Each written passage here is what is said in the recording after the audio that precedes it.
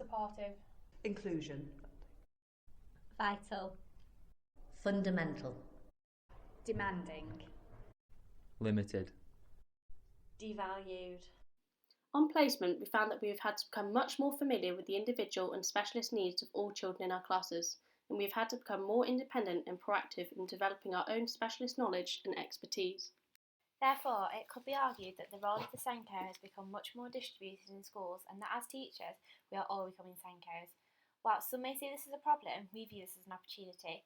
As we become more skilled as individuals, this could present an opportunity to create a team of teachers who are able to support and draw upon each other's knowledge. As we become more familiar with the individual needs in our placement classes, this helps us create what we believe to be a more inclusive climate. Despite inclusion being a statutory requirement, whether or not inclusion is consistently implemented greatly depends on individuals' teachers' feelings and beliefs. As we progress in our teaching careers, it is more likely that we will abide by the teacher standards, as it become a routine. However, for newly qualified or trainee teachers, such as ourselves, inclusion as a concept has become much more prominent in our university training, and is therefore at the forefront of our practice, becoming more of a want than an obligation. We agree that as a group we are committed to inclusion, therefore in our schools we must develop sufficient expertise. We, however, acknowledge that there are many pressures, and this means other demands may have a greater significance and take priority. The pressure for us as teachers to ensure that children are making expected progress is increasing, as well as everyday pressures such as planning, marking and assessment. We have been able to experience the tensions and pressures that teachers face in the classroom. Despite being dedicated as a group to create an inclusive climate, there are differences in our beliefs and how highly we would prioritise inclusion over other tensions.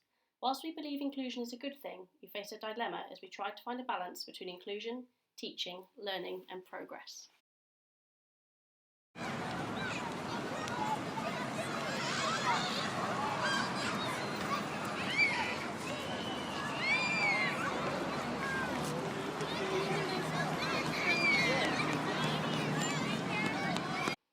As we look towards our future careers, we do not believe the role of the Senko is being devalued, but rather the profile of SEN is being raised within schools, as we are all becoming teachers of SEN. As a group, in our future practice, we will all ensure we are committed to the statement, every teacher is a teacher of SEN. If we feel that we are not confident or skilled in a specific area, we will seek advice and valuable knowledge from our colleagues to guarantee we are forming an inclusive classroom environment where every child can thrive.